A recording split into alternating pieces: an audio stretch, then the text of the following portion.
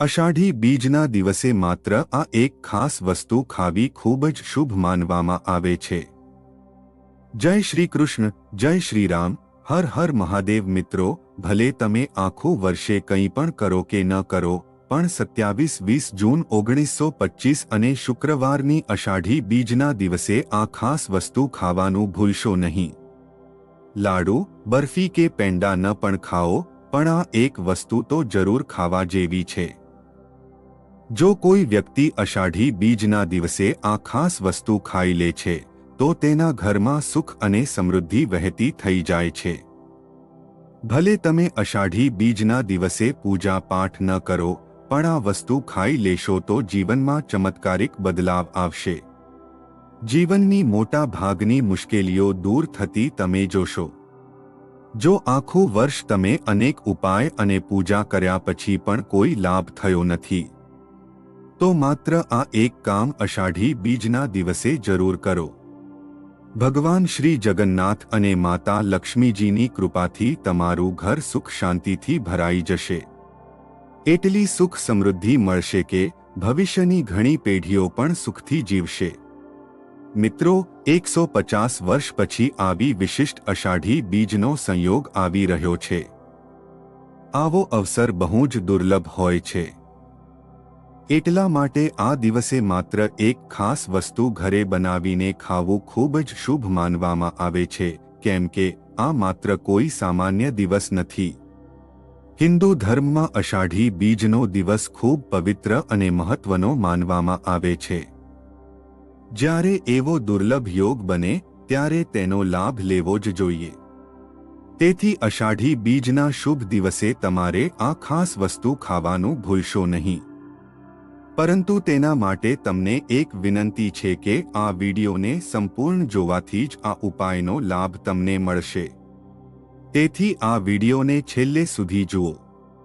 મિત્રો, અમે તમને એક એવી વસ્તુ વિશે જણાવીશું જેને માત્ર અષાઢી બીજના દિવસે ખાવાથી માતા લક્ષ્મીની કૃપા તમારા પર એવી થશે કે તમારા ઘરમાં એટલી સુખ સમૃદ્ધિ આવશે કે તમે તેને સંભાળી શકશો નહીં। ચાલો જાણીએ કે એવી કઈ વસ્તુઓ છે જેને અષાઢી બીજ પહેલા ખાઈ લેવાની છે। એ સંપૂર્ણ માહિતી વિશે જાણીએ તે પહેલા કોમેન્ટ બોક્સમાં તમારા ઇષ્ટદેવનું નામ અને જય માતા લક્ષ્મી અને જય જગન્નાથ ભગવાન જરૂરથી લખજો। સાથે આ વિડીયોને લાઈક કરીને ચેનલને પણ જરૂરથી સબસ્ક્રાઇબ કરી દેજો। મિત્રો જુઓ, વાત એવી છે કે અમારું કામ તો માત્ર સલાહ આપવાનું છે। અમે તો ફક્ત સલાહ આપી શકીએ છીએ। હવે તમે એ માનો કે ન માનો એ તમારી મરજી છે, પણ ભક્તો એક વાત જરૂર કહેશું કે જો તમે આ વાત માની લેશો તો તમારો બેડો પાર થઈ જશે। આ વિડિયો અંત સુધી જોયા પછી તમને કોઈ પણ પ્રકારની મુશ્કેલીનો સામનો કરવો નહીં પડે। આગળ તમારી મરજી, તમે પોતે જ એટલા સમજદાર છો। સાથે એક ખાસ વાત, જો તમે ભૂલથી પણ એવી કોઈ વસ્તુ ખાઈ લેશો કે જે અષાઢી બીજના દિવસે નહીં ખાવાની હોય, તો એ ઘાતક સાબિત થઈ શકે છે। તમારા ઘરના લોકો માટે સંકટ ઊભું થઈ શકે છે।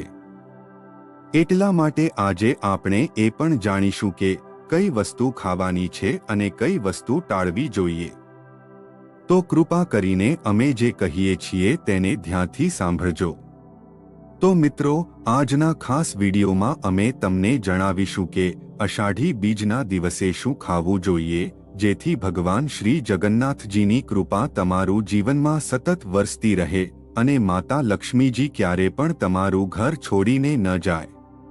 અને ખાસ કરીને જો કોઈ માતા કે બહેનો અષાઢી બીજના દિવસે 3 ખાસ ભૂલો કરે છે, તો તેમના જીવનમાં દુર્ભાગ્ય પ્રવેશી શકે છે અને લક્ષ્મીજી એવું ઘર હંમેશા માટે ત્યજી દે છે। તેથી આવો પવિત્ર દિવસ હોય ત્યારે એ 3 ભૂલ ક્યારેય ન કરવી જોઈએ। તે શું છે તે પણ અમે આ વિડીયોમાં સ્પષ્ટ કહીશું। ઉપરાંત જો તમે અષાઢી બીજના દિવસે કેટલીક વિશિષ્ટ વસ્તુઓનું દાન કરશો, તો તમારું ઘર સુખ અને સમૃદ્ધિથી હંમેશા ભરપૂર રહેશે। માતા લક્ષ્મીજીનો આશીર્વાદ તમારા પરિવારમાં સતત રહે છે। તો મિત્રો, અષાઢી બીજના દિવસે જે પણ ઉપાય કરાય છે તે ક્યારેય નિષ્ફળ નથી જતા, તેનો લાભ ઘણો મોટો મળે છે। તો ચાલો સૌપ્રથમ વાત કરીએ અષાઢી બીજ વિશે। 27 જૂન શુક્રવારના રોજ અષાઢ સુદ બીજ છે। આ દિવસને હિન્દુ પંચાંગમાં શુભ દિવસ માનવામાં આવે છે। આ દિવસને વણજોલું મુહૂર્ત માનવામાં આવે છે। આ પાવન દિવસે કોઈ પણ શુભ કાર્ય શરૂ કરવું અતિ શુભ મનાય છે। આ દિવસે જગન્નાથજીની રથયાત્રા પણ યોજાય છે। વૈદિક કેલેન્ડર મુજબ દર વર્ષે આ યાત્રા અષાઢ મહિનાના શુક્લ પક્ષની બીજી તારીખથી શરૂ થાય છે અને 9 દિવસ સુધી રથયાત્રાનો આ ઉત્સવ ઉજવવામાં આવે છે। અષાઢી બીજના દિવસે રથયાત્રા કાઢવામાં આવે છે। જગન્નાથ રથયાત્રા દરમિયાન ભગવાન જગન્નાથ, બલભદ્ર અને દેવી સુભદ્રા રથ પર બેસીને નગર ભ્રમણ કરે છે। એવું માનવામાં આવે છે કે રથયાત્રા દરમિયાન ભગવાન જગન્નાથના દર્શન કરવાથી બધા દુઃખ દૂર થાય છે અને મૃત્યુ પછી મોક્ષ પ્રાપ્ત થાય છે। એક વખત બહેન સુભદ્રાએ પોતાના ભાઈ ભગવાન જગન્નાથને નગર જોવાની ઈચ્છા વ્યક્ત કરી હતી। ત્યારે અષાઢી બીજના દિવસે ભગવાન જગન્નાથે ભાઈ બલભદ્ર અને બહેન સુભદ્રાને રથ પર બેસાડીને આખા શહેરની પ્રદક્ષિણા કરી।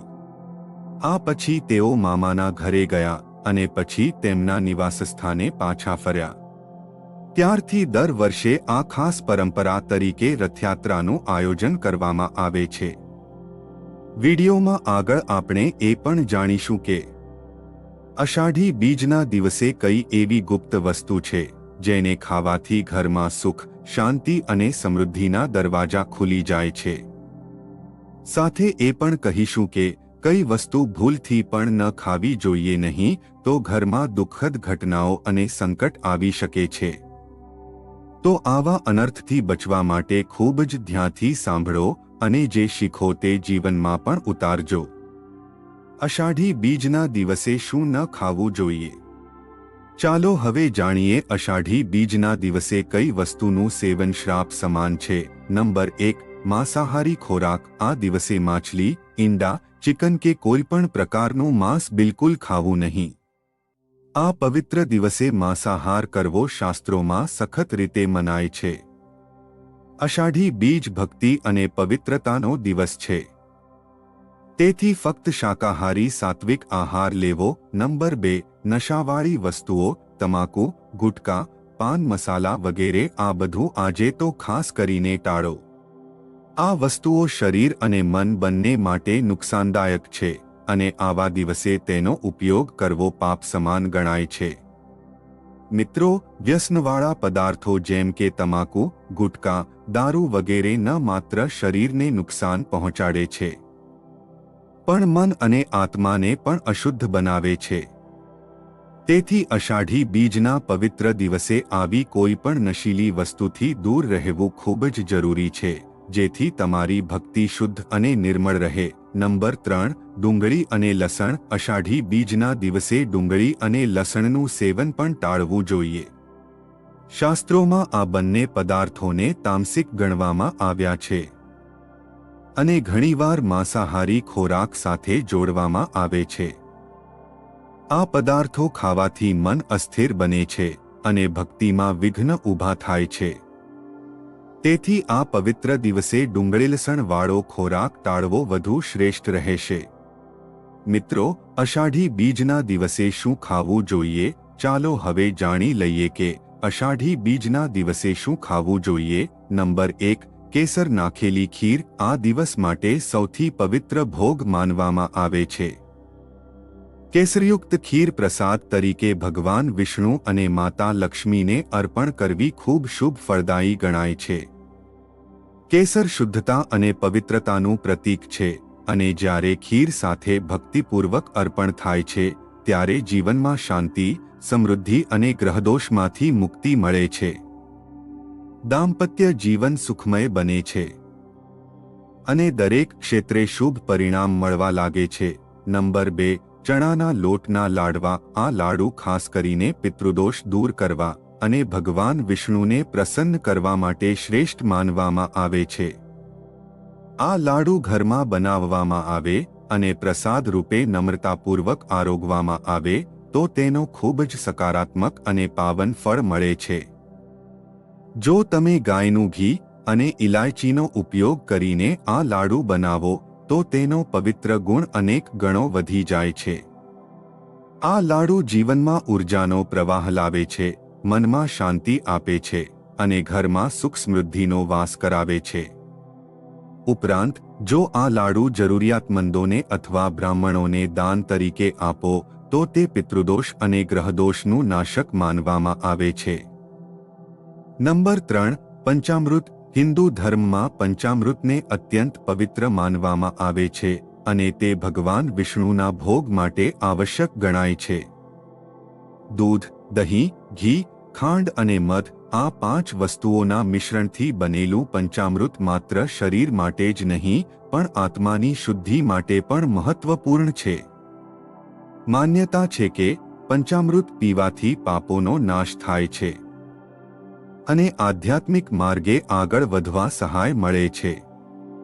અષાઢી બીજના દિવસે ભગવાન જગન્નાથને પંચામૃતથી અભિષેક કરવો અને પછી પ્રસાદ રૂપે તેનું સેવન કરવું ખૂબ જ શુભ માનવામાં આવે છે. આ રીતે તમામ મનોકામનાઓ પૂર્ણ થવાની શક્યતા ઊભી થાય છે અને જીવનમાં અટકેલા કાર્યો પૂરા થવા લાગે છે. નંબર 4. સીતાફળ. અષાઢી બીજના પાવન દિવસે સીતાફળનું સેવન અનિવાર્ય ગણવામાં આવે છે કારણ કે ભગવાન વિષ્ણુને આ ફળ ખૂબ જ પ્રિય છે. શાસ્ત્રો અનુસાર આ ફળ શુદ્ધતા, સુખ, સમૃદ્ધિ અને સકારાત્મક ઉર્જાનું પ્રતીક છે.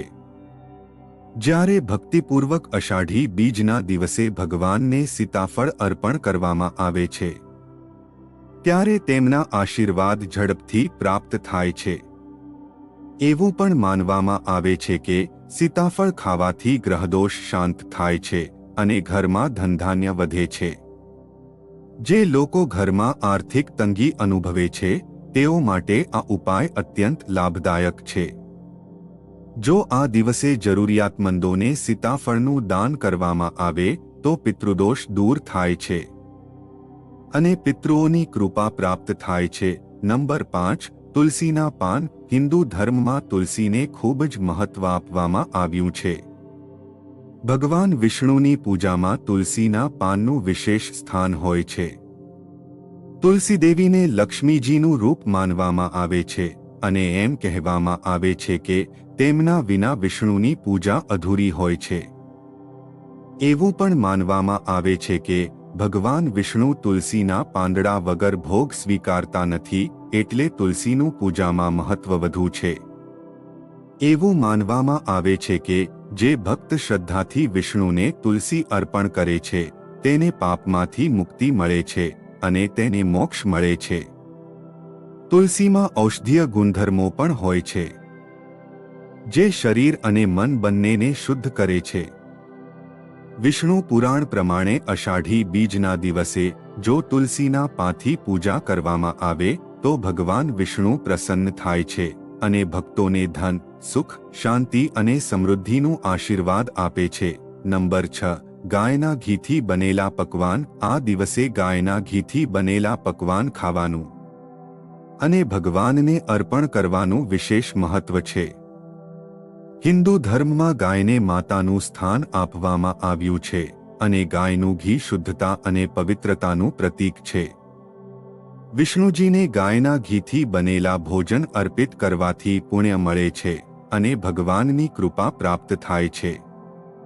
માલપુવો, હલવો, પૂરી, ખીચડી વગેરે પકવાન અર્પણ કરવાથી ઘરમાં સકારાત્મક ઉર્જા આવે છે અને નકારાત્મકતાનું નિવારણ થાય છે જેના કારણે ઘરમાં સુખ, શાંતિ અને સમૃદ્ધિ ટકે છે. મિત્રો, હવે જાણીએ કે અષાઢી બીજના દિવસે કઈ બાબતો ટાળવી જરૂરી છે. આ દિવસે જો આપણે કેટલીક ભૂલો કરીએ તો એના કારણે જીવનમાં આર્થિક તંગી, દુઃખ અને દુર્ભાગ્ય આવી શકે છે. આ કામ માતા લક્ષ્મીને નારાજ કરી શકે છે તેથી આવા કાર્ય ટાળવા જરૂરી છે. તો મિત્રો, અષાઢી બીજના પવિત્ર દિવસે કેટલીક બાબતો ખાસ ધ્યાનમાં રાખવી જોઈએ. આ દિવસે પતિ અને પત્નીએ એકબીજાથી થોડી દૂરી રાખવી જોઈએ, કારણ કે આ દિવસ તપ અને બ્રહ્મચર્યનું પ્રતીક માનવામાં આવે છે. જેણે આ દિવસે બ્રહ્મચર્યનું પાલન કર્યું હોય તેને વધુ પુણ્ય પ્રાપ્ત થાય છે. સુહાગણ સ્ત્રીઓએ પણ આ દિવસે વાળ ન ધોવા જોઈએ.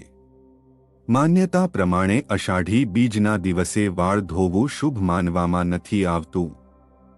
તેથી વાળ એક દિવસ પહેલા ધોઈ લેવા યોગ્ય ગણાય છે. જો આ દિવસે કોઈ જરૂરિયાતમંદ તમારા ઘરની બહાર કંઈક માંગવા આવે તો તેમને ખાલી હાથે ન મોકલવું જોઈએ. ગુસ્સો કરવો કે કોઈને દુઃખ પહોંચાડવું આ દિવસે ટાળવું જોઈએ. મન શાંત અને સકારાત્મક રાખવું ખૂબ જ મહત્વપૂર્ણ છે. ગુસ્સો કે ઝઘડો પૂજાના ફળને નષ્ટ કરી શકે છે અને તમને ભગવાનની કૃપા મળતી નથી. તો મિત્રો, જો તમને આ વિડિયો પસંદ આવ્યો હોય તો વિડિયોને લાઇક અને શેર જરૂરથી કરજો અને કોમેન્ટ બોક્સમાં જય માતા લક્ષ્મી અને જય જગન્નાથ અવશ્ય લખજો. સાથે અમારી ચેનલને સબસ્ક્રાઇબ જરૂર કરજો. વિડિયો અંત સુધી જોવા માટે તમારો ખૂબ ખૂબ આભાર.